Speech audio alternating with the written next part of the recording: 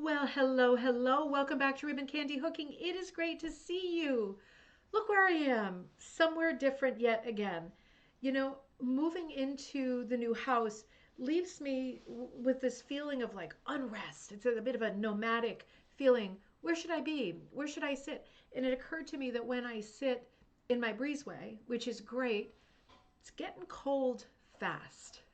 It's just cold, and I stand when I'm in there doing the shows. And I could put the heat on, I guess, but I thought if you could see this beautiful view, maybe I can turn the camera around later. But I have got a beautiful view down the mountain, and the light is pouring in. It's just this big 1960 living room. We're filling in the bookshelves with our books. I just love being in here. I thought, would I be a rotten little pig if I put like a little desk into the corner of this room on top of the other furniture that's in here so that I could sit here and occasionally record a show or look out because it is so beautiful out there. I can see the whole village now that the leaves have fallen off the trees in the distance. But yeah, that's where I'm at right now. Um, Thank you for coming at a weird time of the day. I had to kind of schnoodle it to fit with Button's drop off, but guess what? Get him into the harness, get him into the car, drive him over to Petco. After six reminders about my appointment on Wednesday, I'm sure this is my fault, but it's next Wednesday. And I thought, really? I'm pretty sure that I clicked on the right button when I made the booking. Maybe I didn't. But in any case, I've gotten six notifications since then, further reinforcing the idea in my head that it's on Wednesday. And today is Wednesday. So, all for naught. We could have gone ahead and done our normal schedule. I'm so sorry about that. And now I feel like I don't even want to go. I said to her, I think I'm just going to cancel the appointment. It's not her fault, but it's just annoying. It's the kind of annoying thing that happens. And I just thought, you know what? If you're going to tell me that you can't take Buttons the dog today for a haircut, and four of you are going to stand here talking and apparently not wait on customers or even pretend to look busy, that's going to trigger me. So we'll see what happens next Wednesday. But it is good to be here, and it is good to be here with you, and welcome back. I had a surprise this morning when I was sitting right there on the couch looking at Donna Hrkman's book. I had a surprise in that I thought I thought because she is such a technical artist that there would not be much in this book that would sincerely appeal to me because I'm the opposite kind of an artist. I'm a pantser. I'm a pantsy seat of the pantser. And I got to tell you, as we look at this book a little bit together, we're just going to scratch the surface. But, oh, Arian, can you put a link to this on this video, to the book that I'm doing today? You'll see the photo of it. Sure. Sorry. I can see him when he's in the kitchen. This is not exactly an open floor plan because I'm not for those, but I can't see him. I can see him with the bread. Um, I was so happily surprised with this book because it is highly technical and it is not what Donna does is not my forte, and it might be in my wheelhouse, but it's not something that I think I would choose for myself time wise, having so little time to sort of play with color this way. But I gotta say, the results that she gets are phenomenal and like heart stopping. And besides that, this book is filled with humor, with sort of lighthearted conversation and direction. It's a very sort of low for a highly technical book. It has a very sort of humorous, um, sort of inclusive vibe to it. So I really like the voice. I really like the way that it's written. I like all of the amazing tips, and I'm going to show you some of this stuff today. And yeah, I was so happily surprised because I just thought, oh, we're going to look at a lot of beautiful pieces.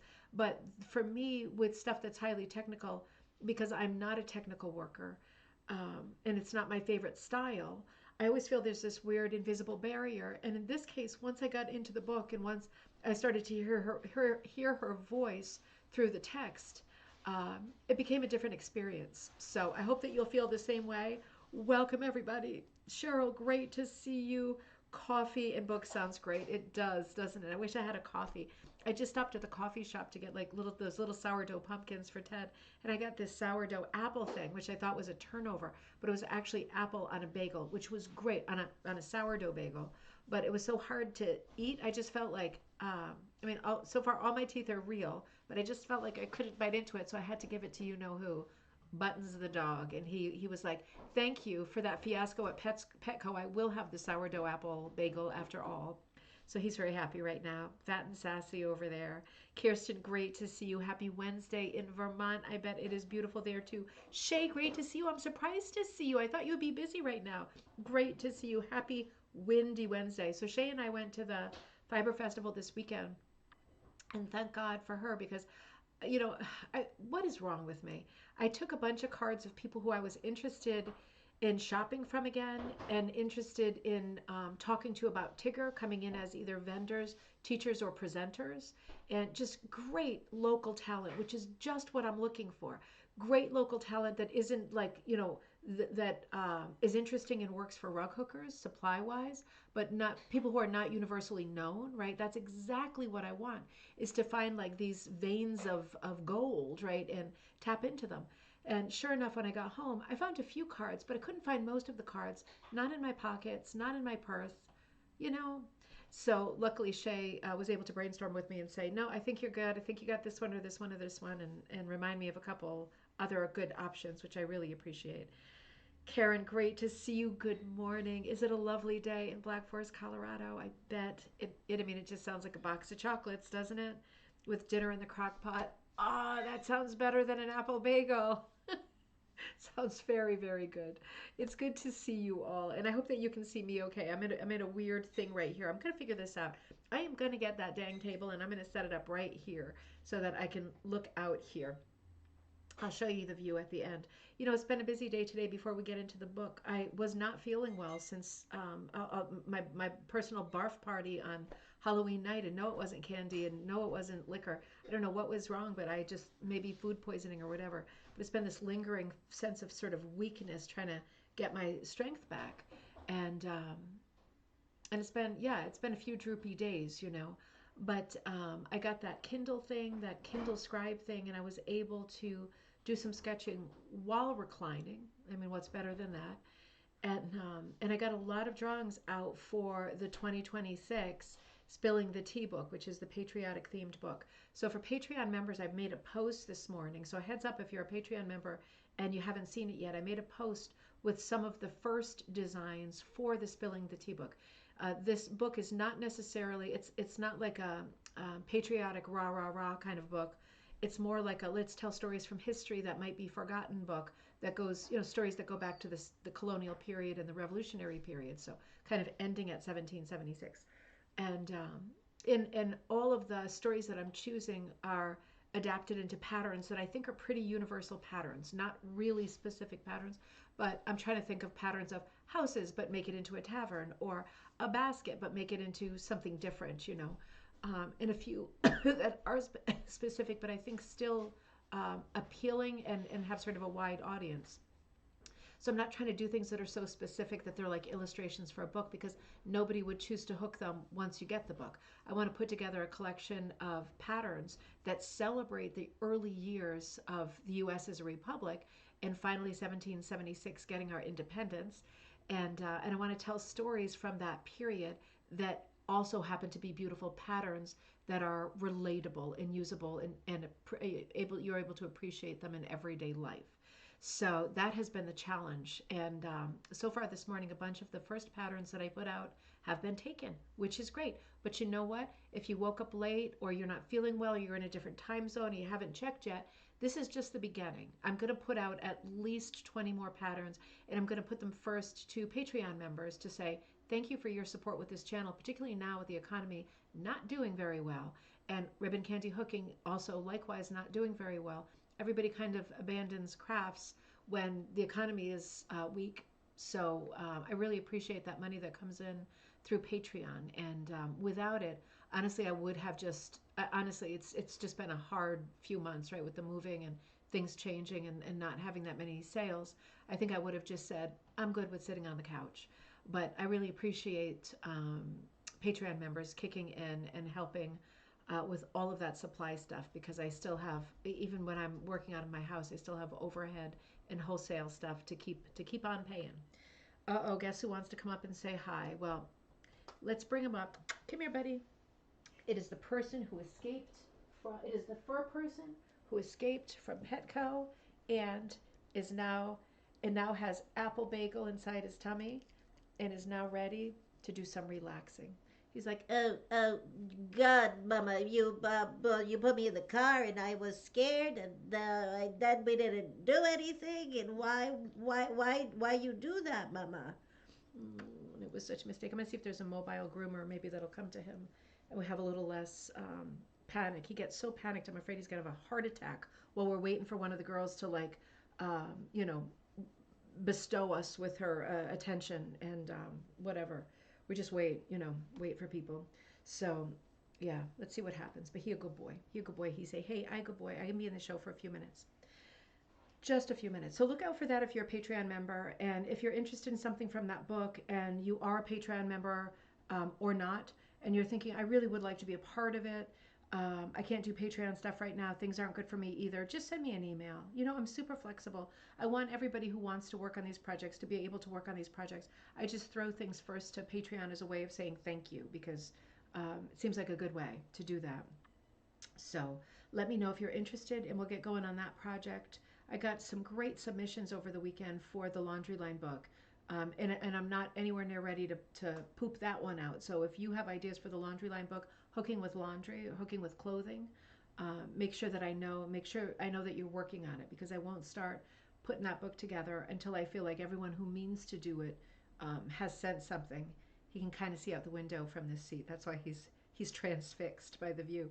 There's a car that went by down there. I got to figure out a way how to get him up into the window so he can see out.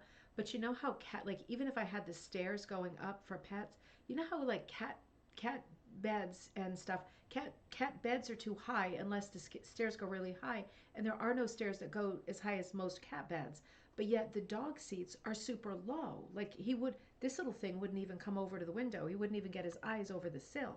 I don't know. There's like a hole in the market right there. I could really use something that's as high as the windowsill so he could look out because that's like a babysitter out there. All those squirrels in the yard, they could save me a lot. They could create a lot of quiet in here when otherwise there's a lot of barking because he's bored. So, anyway, are you going to get off my lap? We're going to do this together, baby. We're going to do this together. I think we're going to do this together. He a good boy, so he going to stay. He going to stay until something happens, and you'll know it because you'll hear him. Alrighty, so let's get to, oh, Rita, great to see you. Judy, great to see you. Sorry about the weird time, everybody. I won't normally choose weird times like this.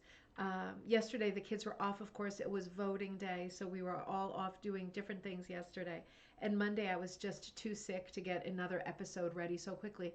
After Sunday night's episode, we were together on Sunday night, and then Monday just seemed like, whew, too fast.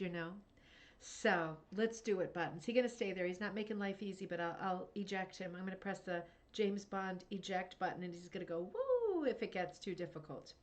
So I want to look at this book. This is not a book that I had gotten on my own because again, as much as I love and appreciate Donna Hrkman's work, it's not stuff that I do. So it seemed sort of um, it seemed like there was just such a gap between what I feel my style is and what my sort of sweet spot is when I work on a project and typically what she would do.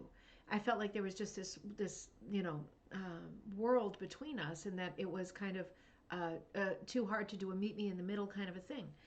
But I got this book because Rug Cooking Magazine, when we had our Halloween party, you remember they were generous enough to give a full size book to all of the guests who came. One book went into every swag bag, and they were different books. There were maybe 6 or 8 different book titles. This is one of those book titles. And they gave leftovers of some in case I didn't have them, so I could promote them in this way here on the channel. And I didn't have this one, and I didn't have it because I thought, as pretty as the pictures are going to be, it's not going to really speak to me because it's not my style. And I was very, very wrong. And if you're holding off on buying this book because you're thinking the same thing, oh, Donna Hrkman, she does work that I can't even fathom, right? Like this and like this, then you're going to be surprised too. And here she is here. You're going to be surprised too that there are so many great tips in here, and there are so many the amount of the walking you through aspect of each piece is so thorough that I even feel like I could do this, right? And this is not my forte, and I have not been hooking as long as most people. I still feel like I could do this. It's so well explained. buttons, baby. I'm not going to press the James Bond button. But I think, Oh, Susan, good to see you. but I think I go down Because I need to hold the book on my lap. You go, boy. He say, bye, I see you later. Hey, Sharon, good to see you. There he goes. I'll bring you back up later, okay? He's up like this, trying to get back up already. All right. So, yeah, I mean, I was so happily surprised.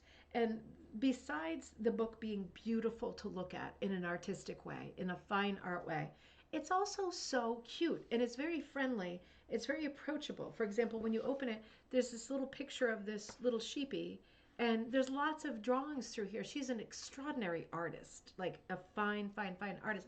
But she does the funny cartoons throughout too, and it's very engaging. It really speaks to sort of a lowbrow artist like me. I'm much more of a graphic artist. She's a super fine artist. So when I see stuff like that, I think like, oh, that's funny. That's funny and cute. Like I just get it more. You know what I mean?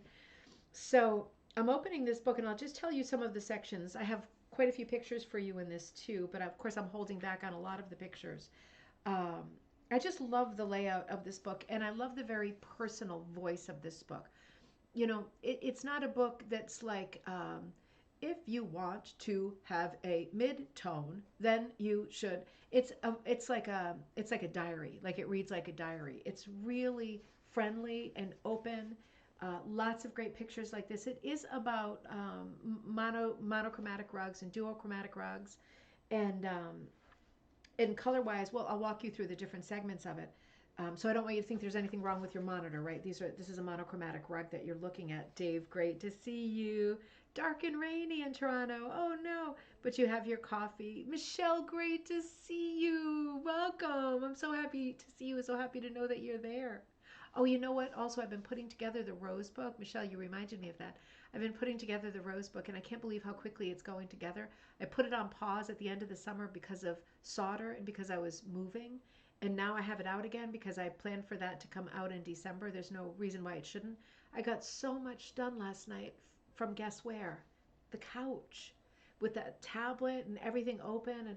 And honestly, when I went back into that project, I cannot believe I so quickly received people's rose, hooked roses, right? Rose patterns for the rose book. And I put them all in a folder to stay organized, but I was in like a real dither when all of that was coming in. And I glanced at stuff and thought, oh, isn't that pretty? But I didn't really take the time. And now that I'm going through it, I'm looking at these pieces going, oh my God, these are gorgeous pieces. Thank you so much, everyone who submitted a Rose Project book. We're going to talk a lot more about that later because there's also an exhibit coming up for the Rose book. But thank you so much. Michelle is one of those people. That's what made me think of it. Hot cocoa, right, Michelle? The hot cocoa rose. So I love seeing stuff like this, the introduction, and again, very personal. She starts off by saying, I've been an artist my entire life. I've spent my time exploring different media and techniques over the years. I've done drawing, painting, sculpture, stenciling, and printmaking. I have worked with paint, clay, bronze, fabric, and wood, all with the purpose of expressing myself. And she talks about her education and where she's coming from and how she feels about hooking. And she says, picking up my hook now is like picking up my paintbrush. My wool is my paint, and my linen foundation is the canvas upon which my color is applied. Right. And so, and a lot more than that, of course, but just like a brief little touch of it. But real direct conversation about where she's coming from, what her background is like, what her strengths are, what brought her here to this place where she's able to rug hook with this level of detail, but also with this layer of personal sort of prowess, right? She's not just doing stuff monochromatic. Her monochromatic pieces are different than anybody else's, right? They're very recognizable. It's not just a question of substituting color, right? So something is monochromatic or duochromatic. It's it's it's the choosing the right pattern to do it with. It's the choosing the right color. If it is going to be mono or duo, what color? Doesn't have to be black and white. It could be anything, right? So she's very good at that part of it. And it makes her work really distinctive. It's a layer of personalization that is unique to Donna. And it doesn't mean that other people can't do the work that's in this book and very similar work to what's in this book. She walks you through doing a mono or duo project of your own, right? And she tells you exactly how she does it in great detail. But hot cocoa indeed. Aw. Um, but hers is different than yours is going to be, and if you're thinking to yourself or you're talking back to the screen and you're thinking, yeah, hers is better than mine could ever be. I wouldn't say that, right? That's it's apples and oranges every time. In this book, she gives you the tools to know how she started this beginning to end, and when you start working on your piece, you're going to make decisions about color and composition and subject that suit you better, right? For her stuff suits her the way they're her choices. You start your project, it's going to be your choices, but they're going to be the same choices because you need to go through the same process. If you're going to do this style of piece, you need to consider the same things, right? Because they're all tools that get you there. So she talks about getting started.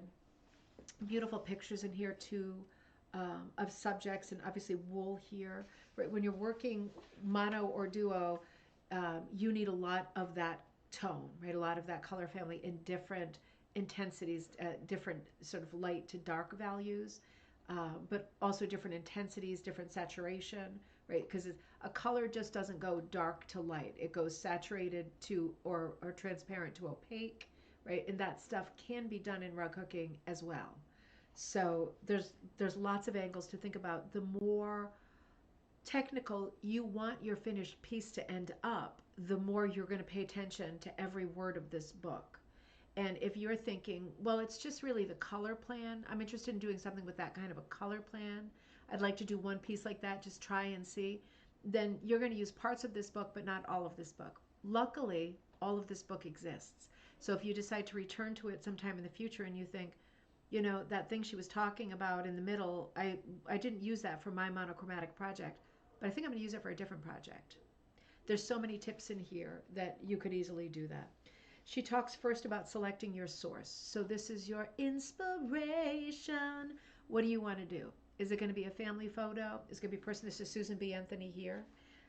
Famous piece that she did. I know we've looked at that piece. It'll be later in the book.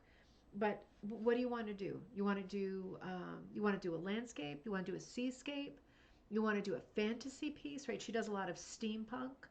Steampunk is that moment. It's a sort of fusion between the Victorian period and the celebrating the industrial age. So that weird sort of dichotomy between sort of uptight Victorians, really, you know, kind of prudish Victorian culture, and all of these new industries like trains and cogs and clocks and things moving faster and ticking faster and better, and everything being new and very steam driven industries, right? And it's that crossover at that time, because what a strange fusion, what a strange moment in history.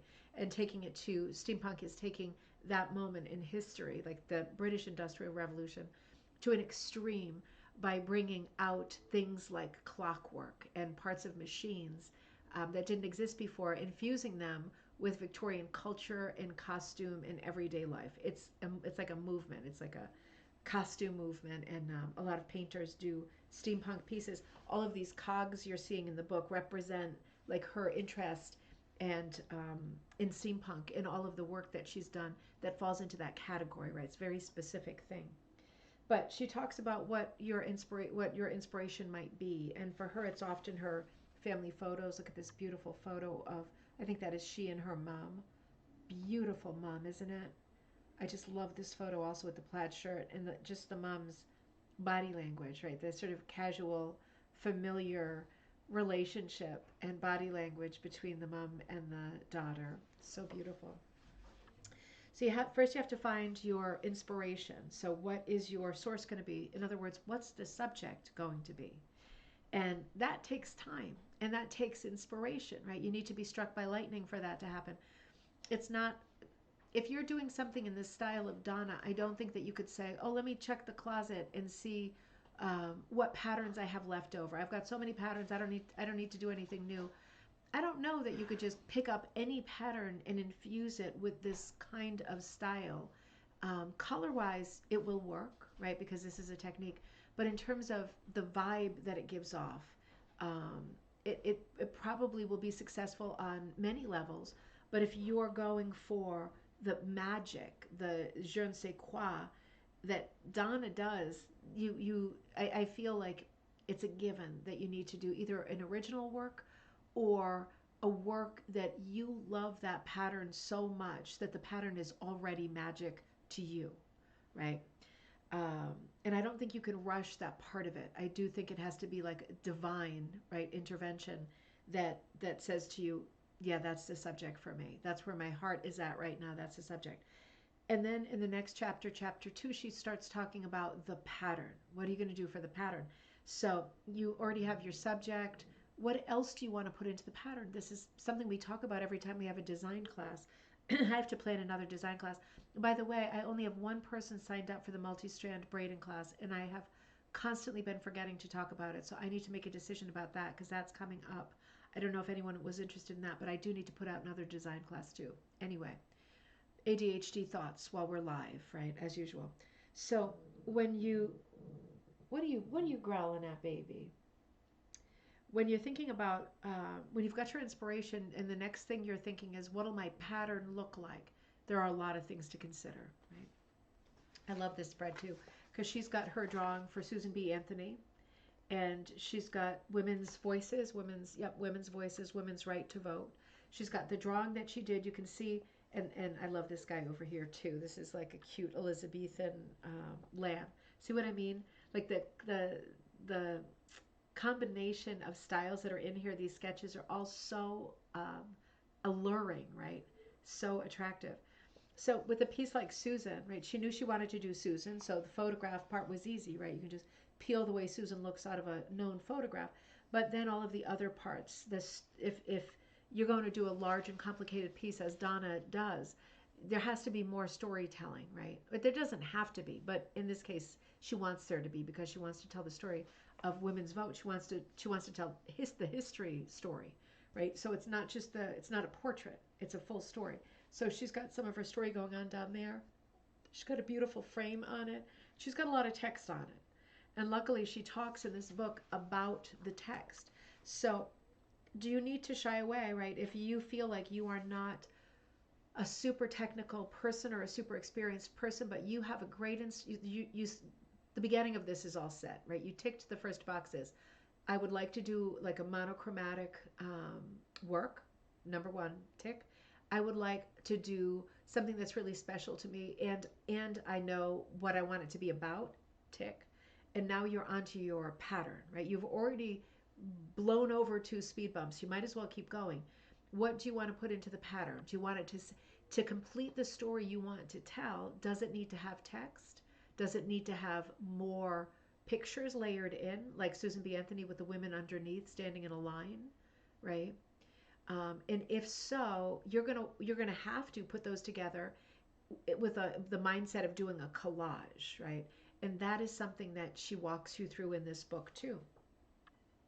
There's some really interesting things to me that kind of surprised me in this book. And this is the first one. I'm going to show you the first slide. Let me just show you this first. And, oh, wait a minute. There we go. So we're still in chapter 2. She talks about the grid transfer method. You heard that right. Grid transfer, right? Remember at school, you make a grid over the picture you want to make larger, and then you make, oh, Marilyn, great to see you. Mandy, great to see you. It was at a weird time. That's why. Sorry about that. Um, you put a grid over it, but the grid has to be proportionate, right? So this is important. This is important to say, and I know this is like it goes without being said, but let's just say it anyway because this is how things get screwed up, right? So sorry, I thought he was calling me. So if you have a little picture this big and say it's Susan B. Anthony and you put your grid over it, you really you have to use it like a constant as a measure. It has to be apples to apples. In other words, you don't want to do a grid that's like 4 inches and 10/12, right? You want to get a good tidy size, right? Blow up or shrink down your picture to get a good tidy size, because then you're going to want to say to yourself, for example, 1 inch equals 1 inch. Yeah, that's a good amount depending on your finish size. Equals this much on my big one. But don't be doing like 2/3 of an inch or a quarter of an inch. It's too confusing. Try to keep it tidy, right? Figure out, just make it this way. Force it to be this way. The original drawing is this big and it's going to be this much bigger. Okay, maybe it's 2 inches bigger than you wanted it, just so you have a good stable grid that goes apples to apples. You know what I mean? The last thing you want is going, well, it's like almost, it's almost to 1 inch, 1 inch to 2 inches to almost 1 inch is going to trip you up, right? So be careful about stuff like that. But otherwise, the grid method is tried and true. I'm sorry, Donna herself says, I didn't invent this technique. It's centuries old, but it survived all this time because it works. It allows you to draw anything by breaking an image down into gridded squares and enlarging, shrinking, or even keeping the same size of whatever you want to draw. And big explanation in this here. And this is the photo I was just showing you on the screen. And you can see in this photo that she is got the backing fabric gridded up, right? And she's quite far advanced in hooking this, but you can see she's gridded it. That's how she's done it, right? And she's comfortable doing it that way. And you know, I can't. Paula says Donna is a wonderful teacher. I have not met Donna, and I know that she is a wonderful teacher. I would love to meet her. I would love to take a class with her. I mean, I know that I wouldn't be super successful working in her style, but I think I would get a lot out of it just being around her. She seems like a very inspiring person to be near. And I love that she does things like this, like show you these kinds of methods. I love the idea. If you're wondering, isn't there a bit of room for error with the grid method? And the answer is absolutely there is. But it's just enough room for error in my mind that to be able to create something that is a little bit unique, that maybe doesn't look perfect, right? Maybe you fall into that little margin of error when you're doing the grid method, but that little margin gives you character and gives your piece style, right? So even if it's not 1,000% reliable, because it does depend on you seeing and drawing something exactly, there is a little wiggle room for boo-boos, but those boo-boos you could really play off as being stylistic wonders, right? And it might be that if you always work in the grid transfer style to get started on your pieces, you probably always do the same kinds of things, and all of your work would have those little things in common, right? That kind of fell through the cracks with the hand drawing method, the grid system. That's a way to give your pieces style, right? And some people just hand draw directly onto the backing. I often do that myself. But if you do grid method, you are still doing a bit of hand drawing. So I like it for that reason. She says, pro tip, if a certain square is confusing or busy, isolate it by cutting a 1 inch square hole in a piece of paper and a 2 inch hole in another piece of paper. Lay the small square over the difficult square in the photo and the larger square over the corresponding square in the drawing. By isolating the lines or the parts of the image, you can see just what is happening. And I won't read the rest of it. I see where she's going with it. That's a great tip. So in other words, it's just like when awful you get surgery, right? I'm thinking about when I had the stupid cancer in my arm, and they make a show, right? Like a of draping you with all these paper garments, and then cutting out like a hole where they're going to do the surgery, right? And it's like, Jesus, like it's the last thing you want to think about. But I noticed her doing that, and I thought, how grotesque. But I understand why she's doing it. It's to completely control what you're looking at, to minimize the complexity of what you're looking at, and sort of kill all of the other distractions around it, so your eye cannot reach those other distractions. It is kind of beached on an island where you have forced it to look. So that's a great way of doing that. That makes a lot of sense. See, I love these. I just love these so much. You see the sheep? Never be afraid to explore new things. When you go beyond the world, you may find a galaxy filled with many wonders. Go. So nice. They are so cute and fun. So, in other words, just looking at what Donna's technique is what her working process is. Starting with a grid might not be something that, oh, this is another one of the sheepies that I thought was so cute. Starting with a grid might not be something that she always does, but it's something she often does. And you can see on this piece too that becomes known as Nick at Night. You can see she's got grids on this as well. So while she's working on the sketches, she's also got herself gridded. Judy says, I think figuring out scale to get the level of detail I want is my biggest slow me down. I guess the answer is to try out a swatch of the most difficult feature at various sizes and go from there. Judy, yeah, I mean, that's a great solution. Absolutely, that would work. It's a very time consuming solution, but it would be very accurate. Um, I wonder about that sometimes too, because sometimes, you know, when I'm when I'm working on a project, like for example, getting our steps in, the witch's feet going through on the mushroom floor of the forest. When I first conceived of that, it was this big, right? It was like a post-it note. And then I thought, I want it to be much bigger because I want to really work on the mushrooms. I want them to each have their own kind of pattern. So I want it to be really big. And then I did one of these, like an infant. Like, should it be like this or this or this? And I ended up with something like this. And and then when I printed it out, I looked at it and I was like, you got to be kidding me. And I thought, and I even went as far as to transfer it. And I thought, okay, well, now I've committed it to fabric. I'm not going to waste the fabric. I'm going to have to do it like this. But at the end of the day, I looked at it and I thought, this is ridiculous. Because even if I make it like, for example, 2 inches smaller, 2 inches, like 2 inches on two sides, that's days of hooking, right? That saves me days of hooking. And at the end of the day, it made more sense for me to just shrink it. Once I saw how big it was, right? Once I printed it out from the printer, I should not, it was me being a pig, right? I was like, I printed it and then I turned into like a robot pig. And then I just transferred it because that's what I do and I can't be slowed down and there's no talking to me.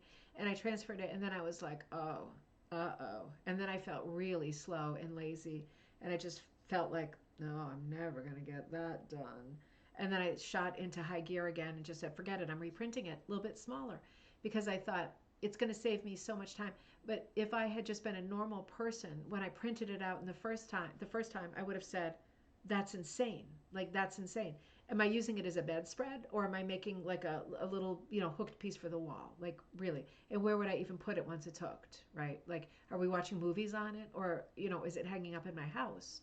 So, different people, different things, right? I think for me, as soon as I print something out and I tape it together and I look at it, I do know if I can get the detail in it.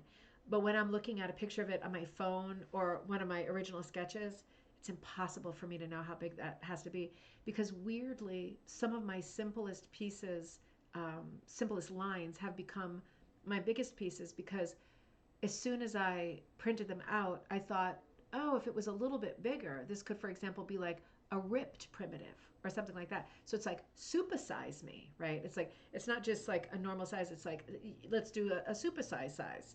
So there's so many ways you can go with sizing and scaling, and I think it is good for Judy if the concern is like, can I hook it in a way that does justice to the pattern?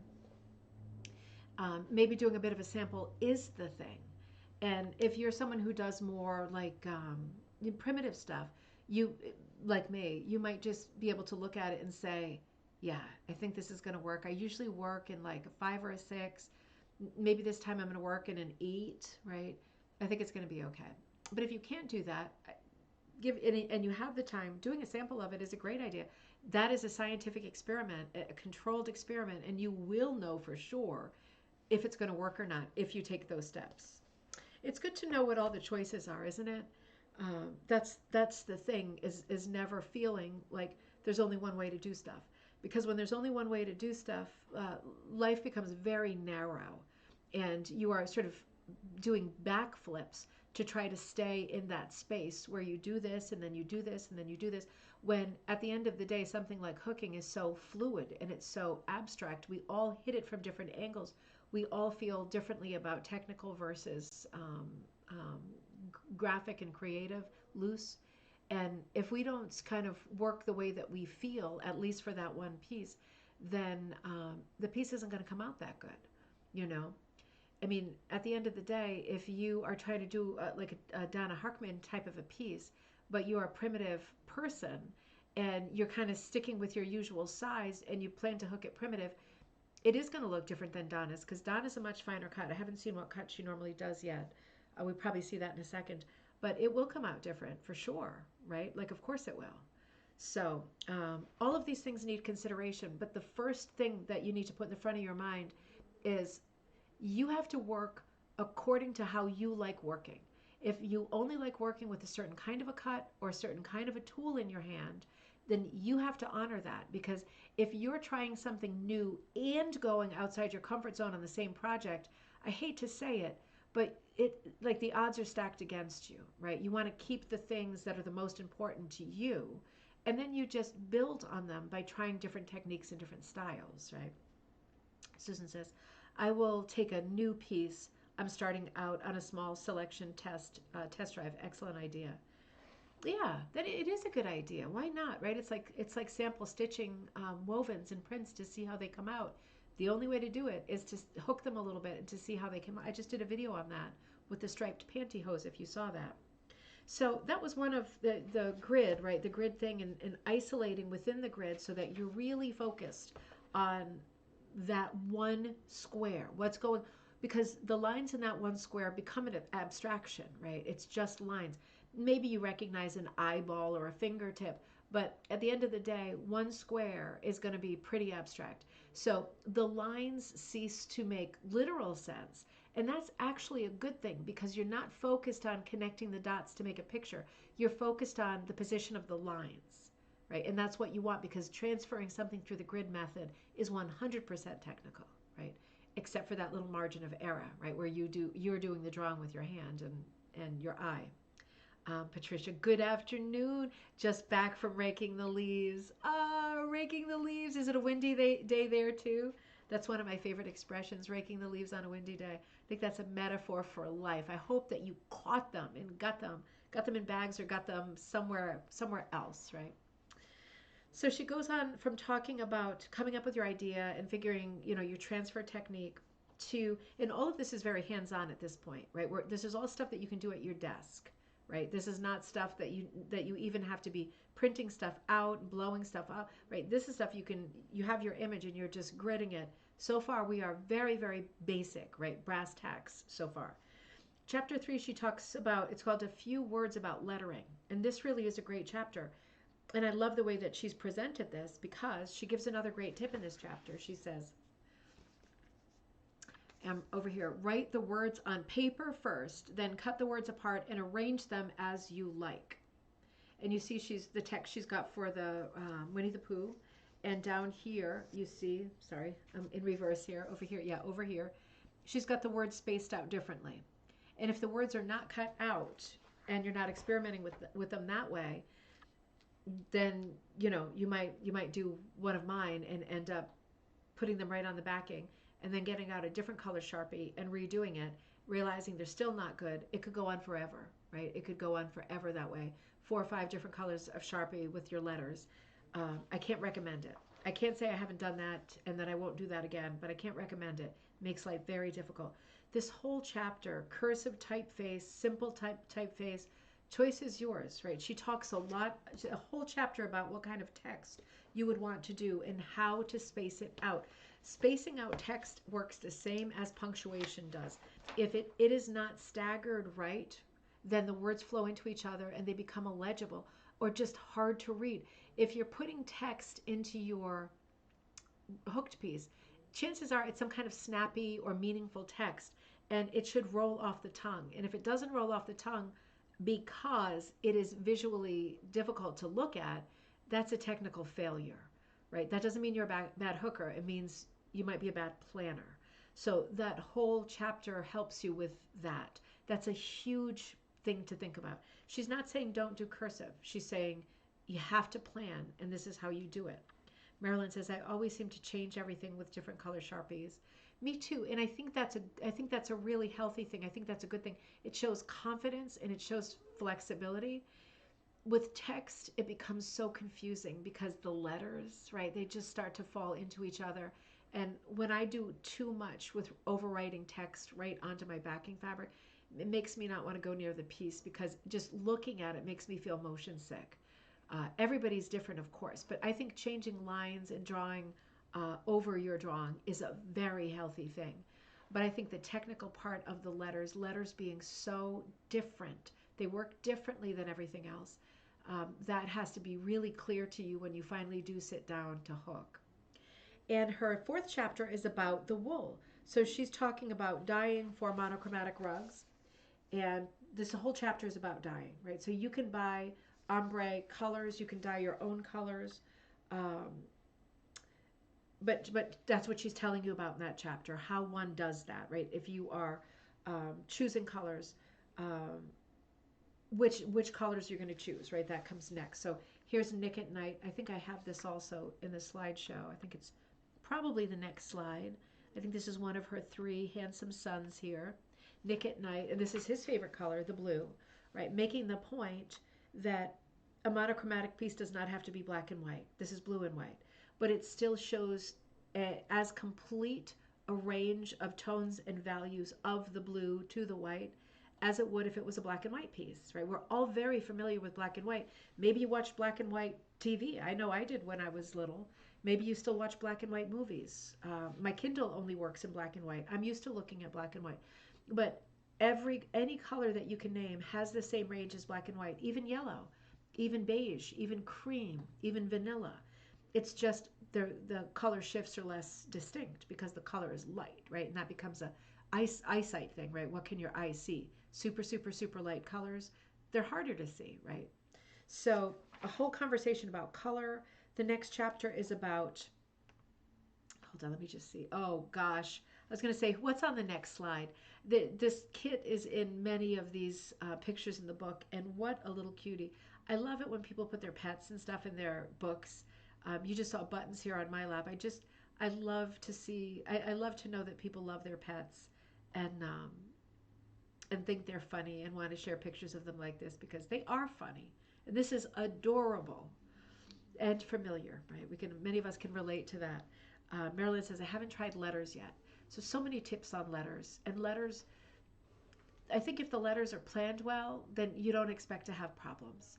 There are tips to hooking them. I've recorded videos on tips for hooking letters, but the main thing is the planning of them. And if it is planned out well, you're going to be good. It just becomes a question of doing it, sticking with it, paying attention, staying with your lines, because it's a trickier part than the rest of it. But once you get into hooking text often, I do hook text often because I love writing too, and I love words, and I love poetry, and I often want to incorporate those things into my piece. But it does mean careful planning, right? Um, and chapter 6, dye day, the dye process, where she talks about, makes a list of all of the supplies that you need to do your dyeing, and she is going to hunker down and dye ombre stacks of color, right? Lightest value to darkest value. Is the lightest value going to be white every time? No, not at all. Here it's going to be a pink, here it's going to be a brown, here it's going to be a blue, here it's going to be a gray. I can't see that, maybe a maroon. It's going to be a light value of that. It's not going to be white. Could it be white? Could be. It could be white. It could be like 2 grains, right? So it's like a whisper. You can't even really detect it. But it depends on you where your dark to light stop and start, right? You could start kind of at a medium and still do a lot in between. This is technical dyeing, right? This is using those little scoops or whatever and the little tools. And it's important to get this part right. Otherwise, your shadows are not going to be nuanced enough, right? Because when you're working with only 1 or 2 colors, the the tonal values have to be right on. There's no margin for error with them. You might end up, worst case scenario, you end up with a piece that's a little bit unreadable because you didn't get the values exactly right. Average scenario, and I think where most people would fall, right, coming straight out of the gate with this kind of a project, is I understand what it is. I can see the picture right, but it's not very well blended because it looks more graphic, right? I didn't get the nuancing exactly right. I'm just starting out at this. I need to practice more. It looks more graphic, but I can still tell what it is, so it's still good. That's not a bad ending, is it? And then, of course, like, then the good, better, best, right? The best scenario is, oh, it looks awesome, right? I did it. I followed the directions. It looks awesome. And wherever you fall in there, you can fix it because it's rug hooking, right? So she taught this whole chapter is about dyeing. There's quite a bit of information about dyeing. It's technical.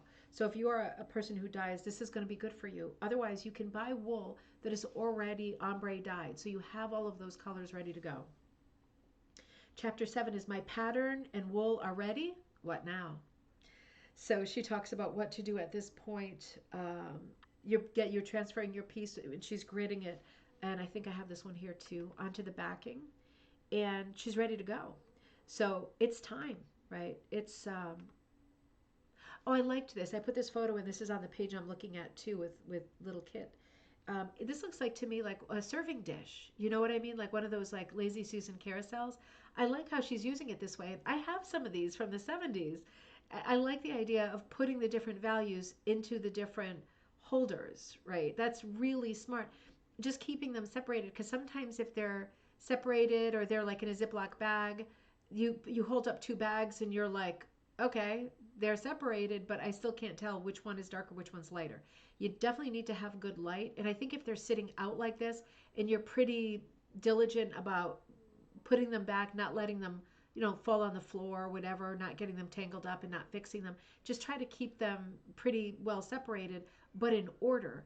Then sometimes if the light fails and it's getting to be evening or something happens, you know, you're not relying on your eye to say, oh, I think this Ziploc bag is a little bit darker than if you have your bags numbered, that's a different story. But a lot of this technique revolves around blending with your eye.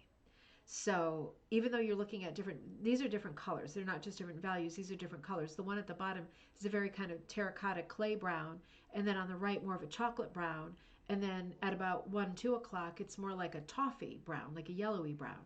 So we're talking about different values, but also different colors. And when you put them all out like that, you know that if you need a pop of warm or a pop of flat or a pop of dull, you know which one to grab because your eye gets used to seeing it. And this is practice, right? This is absolutely practice. I want to show you this. Yeah, I'll show you this first, and then I'll show you what I have these out of order somehow. I managed to screw that up. So let me just run forward for a second because in this part, she's talking about in interest and drama, add interest and drama with beading. Now, she's referring to beading as something that I would have referred to as marble cake or confetti. Rita says Donna uses the disposable sushi trays with sections for her strips. She stacks the containers on each other. That is absolutely awesome. That is absolutely awesome because you can see into the window, right? Otherwise, they're useless. That is a really, really good tip. And I bet if you don't like sushi, I bet you can buy those online. So Donna is referring to this as beading, B-E-A-D. And with this image here, she's saying the beaded beauty line shown here is another eye-catching addition, moving your eye around the piece. Using squiggly lines to create a softly textured graduated value progression works nicely in the background. So in other words, she's saying we're not talking about the background. We're not talking about the manner that the background is hooked in. We're talking about the fact that at the bottom, she's got those beaded strips that, again, are sometimes referred to as confetti, but that would usually be a mix of colors. The contrast strips, they're darker on the bottom than they are at the top. So it will give your eye movement and it'll add a lot of interest to the background if you're putting these strips in, also sometimes referred to as marble cake, right? But not patches, not sort of legions of color change. These are, it's kind of a combination of marble and confetti, right? Because it's just a strip here, a strip there, but she's being very careful about where she's putting the dark ones, where she's putting the light ones. So just another really neat technique, right? Like a nice tip that comes up in this book. So this is the picture I had stopped on. Let me find my way back there. So with this, she's saying, what now? My pattern's ready, my wool's ready, what now? Choose the values in your rug carefully. Highlights and shaded areas in her hair, shadows beneath her chin, contours in her cheeks and her nose. Values are everything in monochromatic rugs. So this is where it starts. At a certain part, you've got to jump into the deep end, right? So she seems to jump into the deep end on the faces. I've noticed on the pieces we've looked at, she does the faces first, and I think that's probably a good call because it must be the hardest part, right? Are you the kind of person that when someone puts something in front of you, you do the hardest part first just to get it over with? Or are you the kind of person who's like, I'm going to do all the other stuff first, and that might mean that I never have to do the hardest part, right? I'll just abandon the project. I think it's a good idea to do the hardest part first. And certainly when you do the face first, it sets the tone, right? It sets the expression. There might be something that comes up in the process of doing the face that changes the way you're thinking of hooking the rest of it. Do you see what I mean? Like, for example, if I was hooking a face and it came out a little bit scarier or whatever that I wanted, maybe I would think to myself, well, maybe I'll turn this into more of a Halloween piece and maybe I want to change my colors thus. Or if I was hooking a piece that looked a bit like pensive and poetic, I would be thinking, ooh, maybe I want to think about what else I want to put in this piece or play off of this piece of alchemy. Like it happened to appear this way. I don't know how I did it. This is what I got. I want to play off it a little bit. I think it's a good idea to hook the face first because that is certainly the first thing that people's eye will go to when they're looking at this piece. Rita says, oh, Sharon says, it's brilliant. And if they have covers, just snap it on so they are not all over. Exactly. Yes, you can buy those containers online. And Rita says, yes, Sharon, I use this system now also and keep the lids on when stacking. I love this system. This is really smart. And then you can peek into it too, so you can see perfectly, right? This is another piece. I know we've looked at this piece before, but this just blows me away. This is the Christopher and Robin piece from Winnie the Pooh. And she's talking about that moment when you've got your piece on backing and it's ready to hook. So she's got this piece on the backing. One of her devices for storytelling is borders. Have you noticed? Right, with the suffragette one as well, the Susan B. Anthony one. The borders is part of the storytelling. You can hang stuff on borders, like words, like branches, like leaves, right? Like more people, like different colors, like geometrics.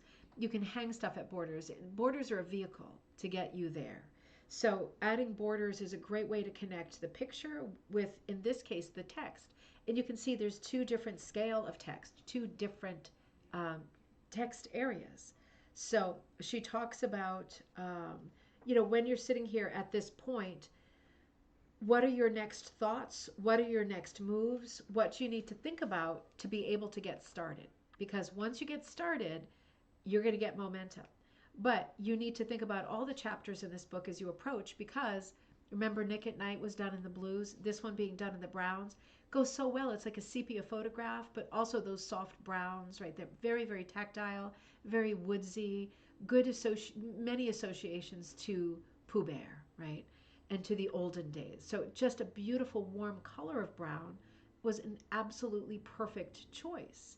So all of these things are things that I'm just racing through, but she goes into great detail talking about in this book and also casting shadows, right? This is a big thing. Whether you technically understand art or care to understand art, it will be useful to know how to put a simple shadow on something. You'd be surprised at how elevated your piece looks if you mean to be doing things with light, right, in tonal values. If you can figure out how to do shadows, it puts you in a different league, right? You are leveling up, so to speak. And let me come back over here. Love this piece. That's like a bonkers piece, isn't it? Oh gosh. So I'm not there yet. I'm going to get there in a second. Let me go through some of the rest of this first. So this is the cover piece, Achilo, Native American Boy. And she kind of walks you through the making of this piece, as with all of the pieces, right? She is walking you through the making of them. And they all have different color palettes. And she's giving you lots more pro tips, which I'm not giving here because I want you to get the book and support Donna and support Rug Cooking Magazine, who published the book. Um, it's such a great juxtaposition of like serious and intense concentration and then a little bit of lightheartedness, right? It keeps the pendulum keeps kind of swinging between these really um, technical conversations that you really need to lock in, right? When I'm not paying attention to the kids, they say, lock in, mom, right? It's like, it's a new expression. But I get it. It's one of the few that makes sense. So it's like you need to lock in so much. And then she gives you a sheep who says, I thought there'd be snacks. I just love, I love how she lightens it up at the right times because it seems like every time I'm to the point where I'm like, oh boy, yeah, I can't get there. Then she shows you something cute and lighthearted, and you think, all right, I needed a breather right there. But it's such a beautifully illustrated book. She's showing you duochromatic and triochromatic stuff as well. Of course, neutrals are not considered colors. So anything that is like typical neutral, any shade of white, black, gray, or brown, brown is considered a neutral, is not considered a color. So here, and this is poly, this is steampunk poly. I know we've looked at this before, done in the green. It's greenish, like it's a green. It's kind of a mossy green.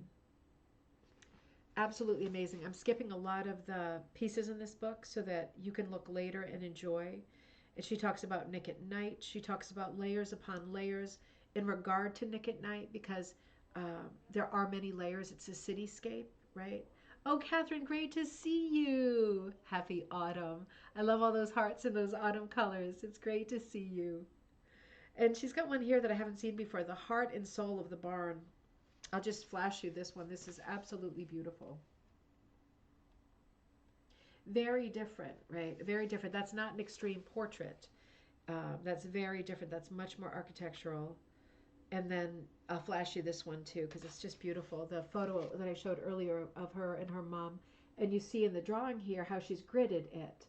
So she's being very, very transparent regarding like her process. And a lot of artists aren't. They don't want you to know exactly what they do because they don't want you to have the roadmap or the blueprint to be able to copy exactly what they're doing.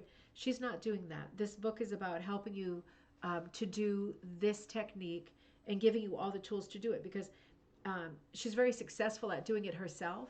She's very successful at teaching. And she's enough of a pro to realize that if she writes a book like this and people buy it and they go through the whole book very authentically and sincerely and they still can't do it, then that would be a problem, right? So she's not pulling any of the punches. She's showing you absolutely everything. Details matter, right? In lavish detail. It's a really good book for comprehensive text, conversational text, and just random conversations like trees in the background, trees in the foreground, right? That's what this whole article or page is about. Trees in the background, trees in the foreground. They work differently. They're different players, right? The people who are at the theater, imagine if the people who are in the background came to the front of the stage, how much of a nuisance that would be and how much that would interrupt your viewing, right? Works the same way with art as it does with performance art. Oh, wow. I got to flash you this one too, Sunflower Girl. There are so many pieces in this book that I have not seen yet. And I'm seeing consistencies like the gridding, the humor. There's Helen Keller. I'm going to skip over some of these because, again, I hope that you will support Donna and support Rug Cooking Magazine. The last one that I was going to show you um, is, let's see, wait a minute. Blue Mermaiden, monochromatic with a twist. This is Blue Mermaiden. I had not seen her before. She is absolutely beautiful. She has that sort of fantasy look to her, right? She is a fantasy creature, but I love the symbol on her face. I love her eye tone. A little bit scary, right? Very other, very not creepy, but different. Something really playful, but interesting.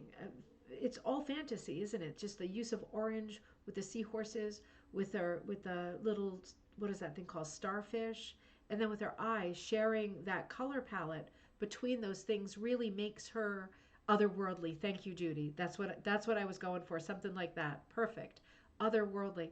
It really makes her one of the things of the sea, right? It gives her something in common with these sea creatures. She's one of them too, right? And what she has in common with it is she matches, right? Her eye matches all of these very recognizable and sort of benign characters we know, the seahorse and the starfish. So lots more pro tips. She's got her finished Susan B. Anthony's piece at the end called Woman's Voices, a duo chromatic rug. Let me flash you this one. Just so you understand duo, right? Because purple and yellow, neither of those is a neutral. So seeing these two colors side by side, and they are complementary colors, this would be a duochromatic, right? And there are neutrals in there as well. But if she were using, for example, brown and purple, you could say monochromatic, or black and purple. But if you're doing purple and yellow, those are two distinct colors, right? They are not neutrals. So thus her color palette looks like this, right, with all of those shades.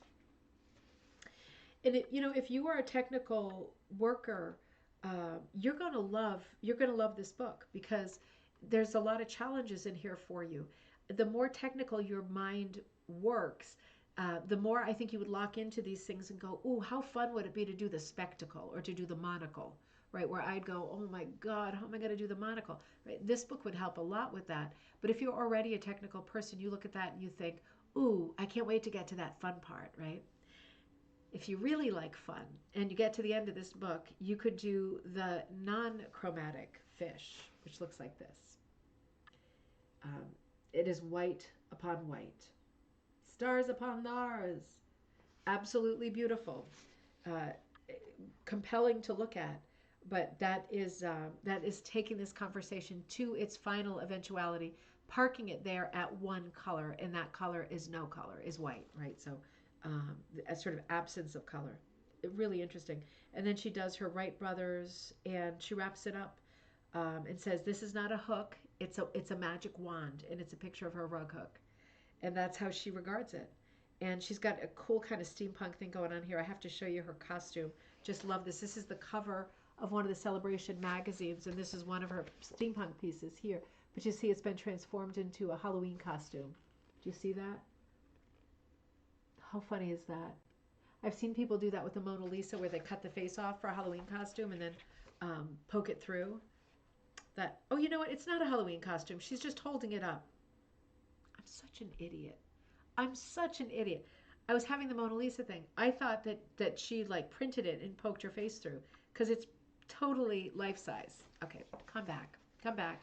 Stop laughing and come back. I totally thought it was like a Halloween thing, but no, she's just holding it up. It just happens to be insanely in scale with her body. You see what I mean? Like, here's the shirt. I thought she was holding up like a pipe frame, but it is on the pipe frame. So she is holding up a pipe frame, and her legs absolutely fit that piece. You see why I thought that, right? Am I going crazy? I might be going crazy. Too late. Already there. So at the end, she's got a very helpful glossary with words that we've heard before and we certainly know. But sometimes it's good to have someone define those words, like sepia, shade, mordant, contrast, depth, dull, value, tone, right? Tint. These are words we kind of know what they mean. We want to be really sure you know what they mean when you are starting to employ them to do something technical like this.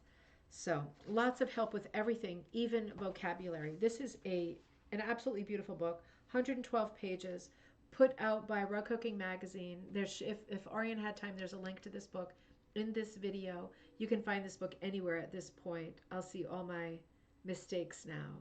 Catherine, I'll see all my mistakes now. Oh no. Why will you see all your mistakes? Oh, surprisingly, I love it. I love it.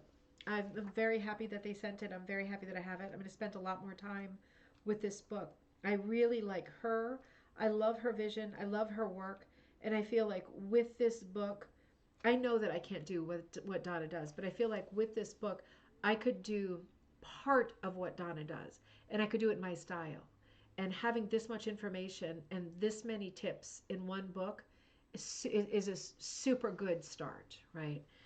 There's not a lot of things that are going to come up in the duration of you hooking your Donna-esque piece that cannot be answered with this book, right?